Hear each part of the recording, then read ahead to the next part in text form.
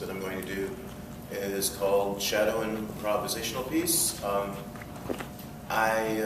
more influenced by, both of my pieces are influenced by old-time radio, which I've been listening to since 1970. And the first one is kind of my influence of The Shadow. The Shadow was a drama that ran on radio from, I want to say, 1931 through about the 50s. Orson Welles was the most famous one, even though he was only on season 1. 5 shadows in total. So it's kind of a, first one's kind of a play on words, word association, that sort of thing. I'll save the Q&A for after the second one. And here's a little thing I can have passed around. It's a Wikipedia thing on the Shadow. And this is called Shadow Improvisational Piece.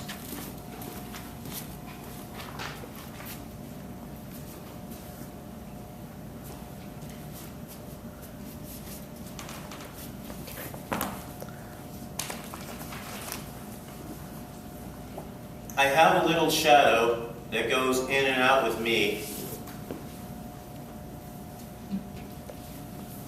And what can be the use of him is more than I can see. He stays so close beside me.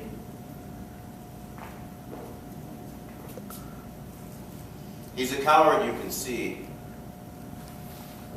I think shame to stick to Nursey as that shadow sticks to me. Me and my shadow.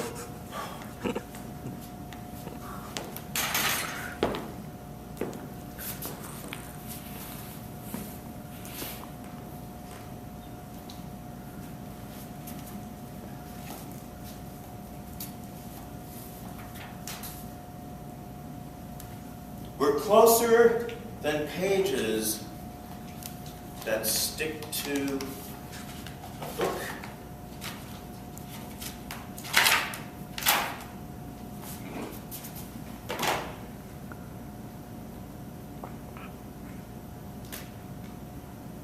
We're closer than ripples that play in a brook, strolling down the avenue.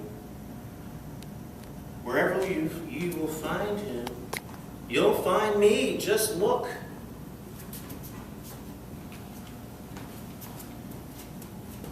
Closer than a miser,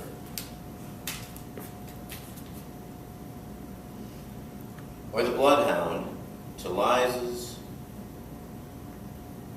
Me and my shadow.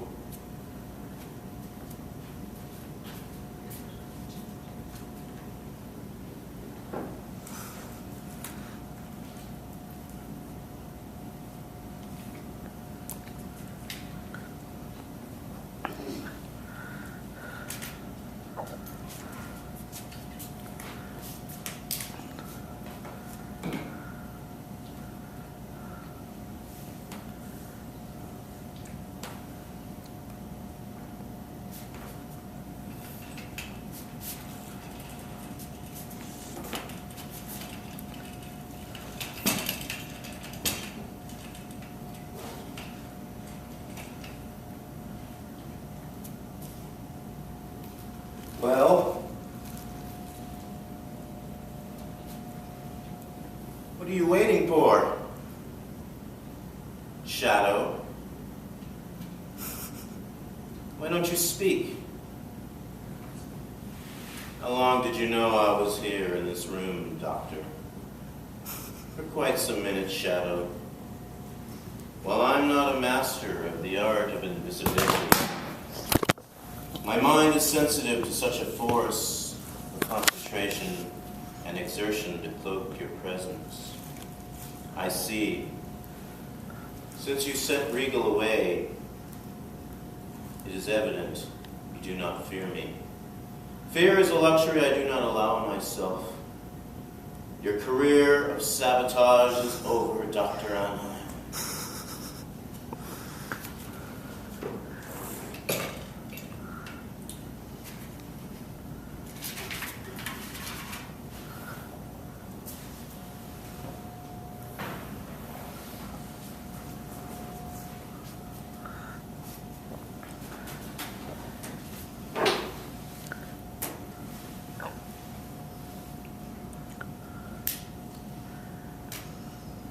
You've been listening to The Shadow, broadcast over many of these mutual broadcasting stations, and be sure to listen next week when you hear The Shadow say, "The weed of crime bears bitter fruit. Crime does not pay. The Shadow knows."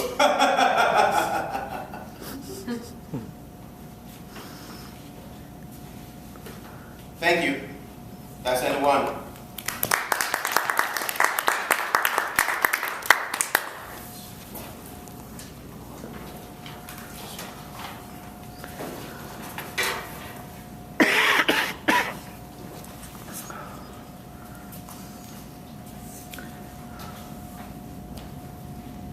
Okay, number two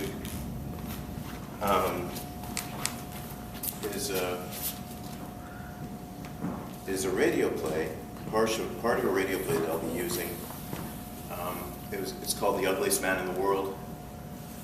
It was broadcast on NBC March 25th, 1939, part of Arch Oboler's plays. Arch Oboler went later to write scripts for Lights Out, and also did a lot of sci-fi magazines and stuff like that. I'll be accompanied by my other group, the Torque Monks, and I'd like to pass out Arch information on Arch Oboler.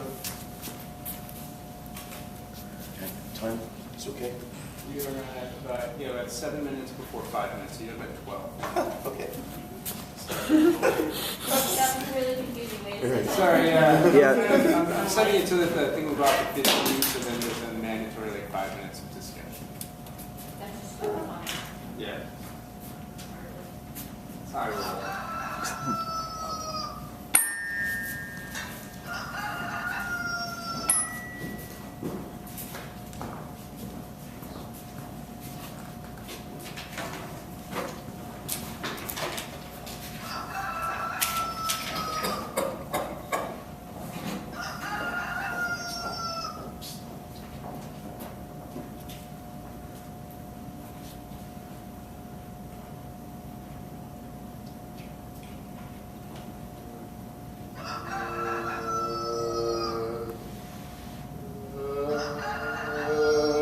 Gun in my hand, in all of my life.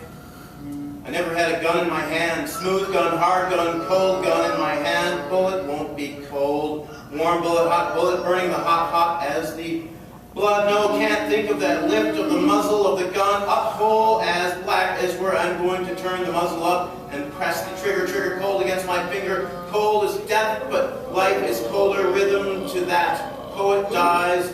In final rhythm, poet dies who never wrote a poem. Headline for the tabloids. Poet dies with final rhythm. Ugliest man in the world, a suicide. Poet dies with final rhythm. Ugliest man in the world, a suicide. Poet dies in final rhythm. Ugliest man in the world, a suicide. Poet dies in final rhythm.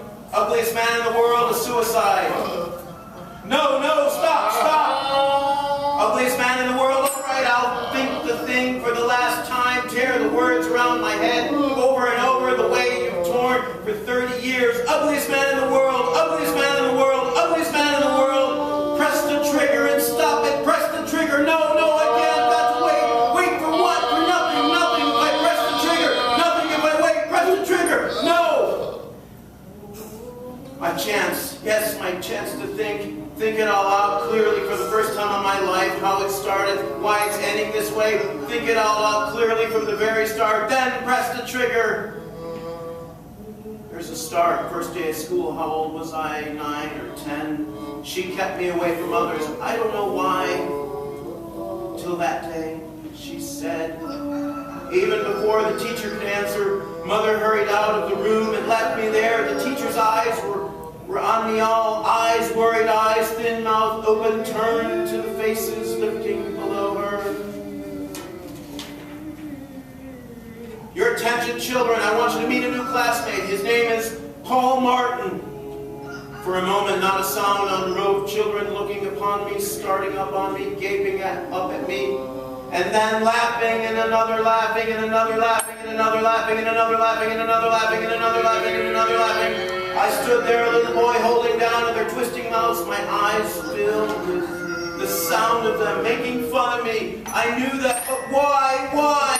Ugliest boy in the world, ugliest boy in the world, ugliest boy in the world, ugliest boy in the world. That's why you kept me away from children. Mother, that's why you kept me away from you. Didn't dare to any longer. Oh, mother, mother, you let others see me. Why didn't you close your hands? Mother, why didn't you close your hands around my neck, put a knife in my heart, drown me, bury me, put away where eyes couldn't see me, eyes couldn't see me, eyes couldn't see me. But you didn't. So this is my boyhood tears, without an end, a boyhood full of tears, boyhood full of tears, boyhood full of tears, boyhood full of tears, boyhood full of tears. I am the ugliest boy in the world, I am the ugliest boy in the world, I am the ugliest boy in the world, I am the ugliest man in the world, I am the ugliest man in the world, I am the ugliest man in the world, I am the ugliest man in the world. Stop!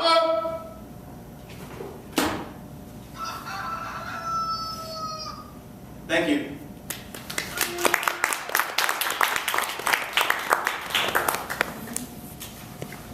Okay, I guess it's Q&A time. All right. Okay.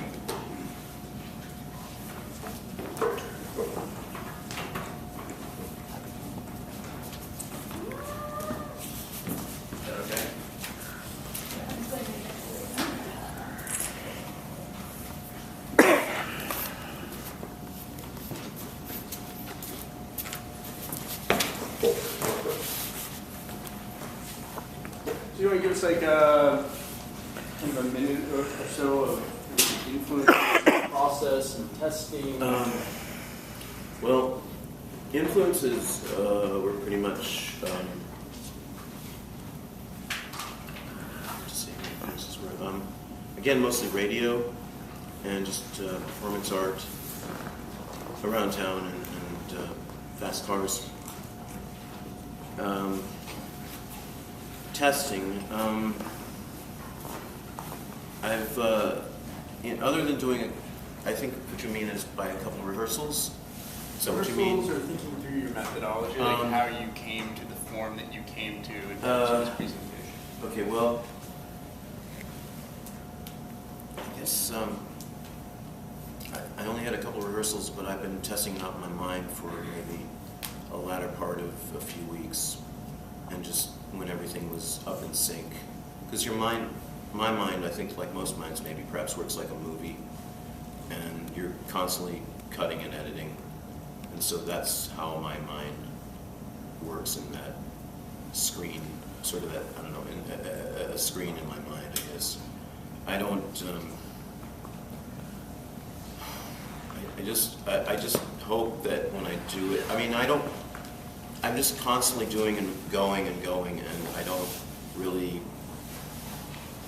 if it goes well, then it goes well. If it doesn't go well, then I'm okay with it, because that's the way my mind works. It doesn't, I have no sort of boundaries, set rules, or whatever.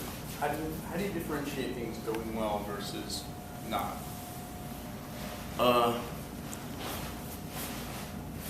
Well, if I'm sweating a little bit more than I am, then I realize it's not going well.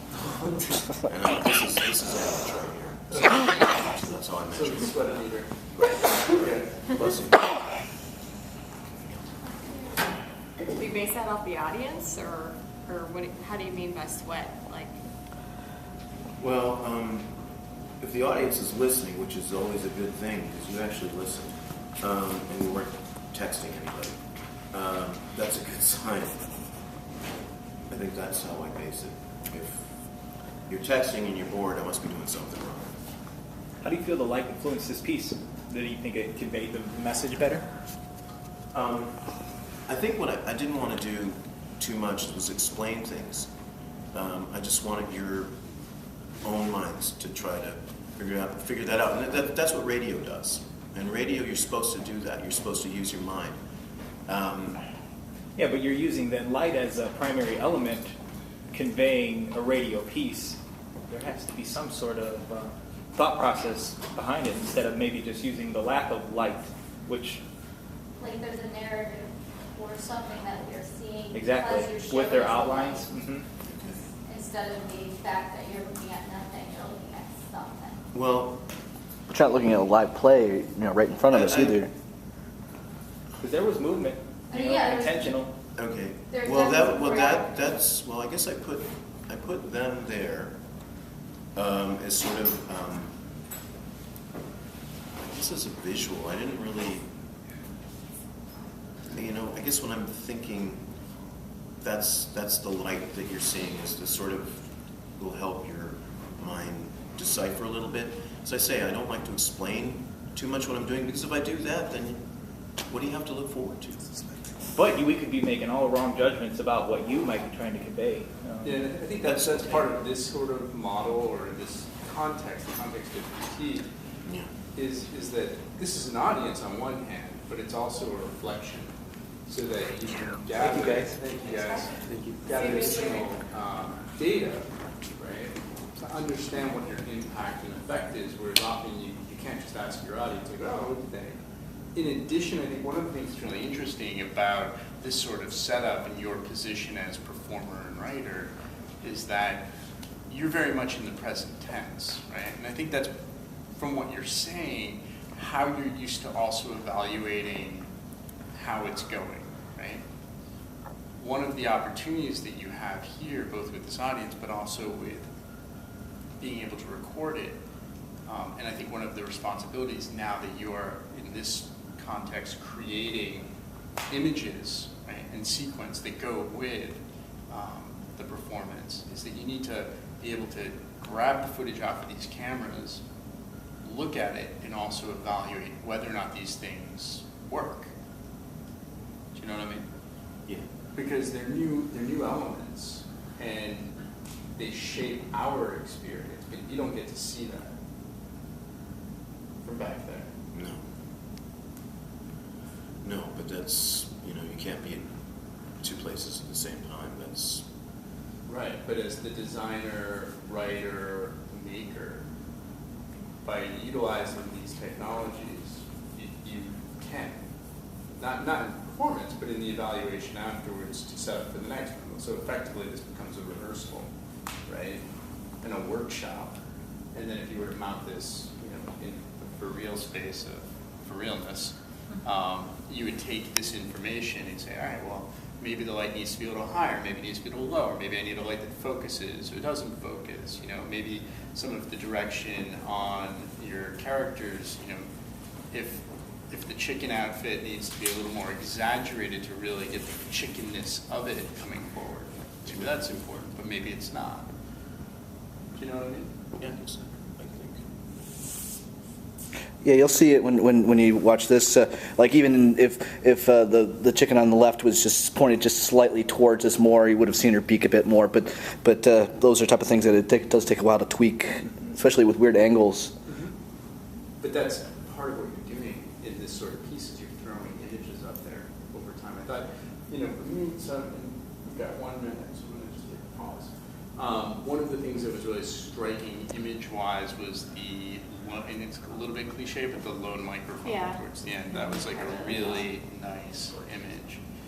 When you were speaking, sometimes it made more sense than other times based on how the shadow was working, but we could also always see your pen light.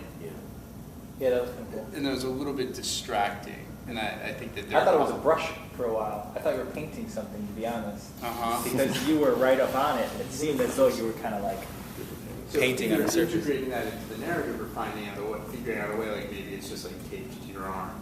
So it's not an extension because we're seeing all I this. just can't see this, and I couldn't see. No, you can't, but that's why using media, being in a media program and leveraging the ability to reproduce what you're doing gives you those insights so that then you can refine and tweak. The other thing I'll just point out really quickly that I thought was interesting, and then I want to hear last comments, was that with this particular scrim material, there were times when it wasn't like we were just seeing the shadow. You could see beyond the shadow and see the performer. And so as a viewer, I was constantly kind of negotiating, like, does my eye want to think about the form as being the shadow, or do I also want to think about the body behind the shadow? And that was a really nice complementary set of relationships that if you were interested in that, you could heighten those relationships with additional lighting that maybe turns on and turns off depending on what happens, so that we see the person who's acting it out. And given the content, it seems like that might be appropriate. Anybody else? Thoughts, comments, questions? Yeah, you know, what I really liked most was the narrative, you talking. I thought that was fantastic. And I think that it would have been really effective if somehow you could have incorporated the power that you would come out and you'd get a little quiet at times for it to be your light variant, to dim brighter or quieter as you talk quieter. And then therefore casting the silhouettes. The silhouettes I thought were great, a little static, but I was so drawn to the vocals. I think it would have been really cool to see the vocals dictate the brightness or the fade of the light with the lamp box or something like that. I enjoyed the whole like having Kellen involved and like no one knowing, and out of nowhere you see her get up. And it kind of looks I like. didn't even know it was starting. Oh. Okay. Well, it just looked like it was like you were trying to get a new space, and before you know it, like you're in the piece. And then also, I don't know if anybody else noticed this, but right like towards the end when you go in, it looked like the screen was like about to fall down. And like that was like. It was like the sheer force of your voice knocked it out. It's weird. But like a good thing. That's how you produce tension. You have your set on. That's the thing. That's the problem with live performance. You never know what's going to happen. That's the beauty of it. I felt so sad for that little boy. Yeah, That's the least boy in the world. I really enjoyed how quickly and easily it was to disfigure your shadow from subtle movements forward and backward, like from a very crisp picture of yourself to this, giant whatever. That might be a fun thing to play with, rather than, as Tom was talking about, the possibility of incorporating brighter and lesser lights, but the disfiguring of your shadow. Yeah, it's interesting because depending on the angle of the light, you could probably make your shadow appear very small, like a small figure, and then transform it into a big elongated figure, which would potentially add to drama. The variations in the clarity of the image because of the distance from the light. I think part of why that moment when it was just a microphone was surprisingly effective was because it was such a sort of clear, crisp, iconic image in contrast to the sort of moving, not quite in focus shadows of people. And so playing with that with greater intentionality, I think would be exciting. And also too, the fact that when you're given a very simple image to engage with, I think that actually can help your audience focus on the vocals in a way that is actually makes you pay more attention than you would if you were listening to the radio. It's like how when people would gather around the radio and listen to the shadow, they would look at the radio. Right. Because having something sort of static to look at helps you. So I found myself listening the most intently when there was a really clear image. I was really excited with you experimenting with something other than us and around kind of watching your performers, because I think that doing stuff like this can start getting you to be narrative, but in a different way than a band, And I think that was pretty exciting. And I think if with your script, you have a very strict script, so maybe if you had strict images like that microphone that you would hit on point, kind of like a storyboard or something, I think that would really help the effectiveness of this playful kind of direction. Cool. I'm going to have to call it there because you're a bit over. I wanted to just thank everybody for their remarks. It'll help me. I can be just like you someday. Thank you. And that's great you're able to get your helpers to come in too. I think I'm definitely honored that people would take the time out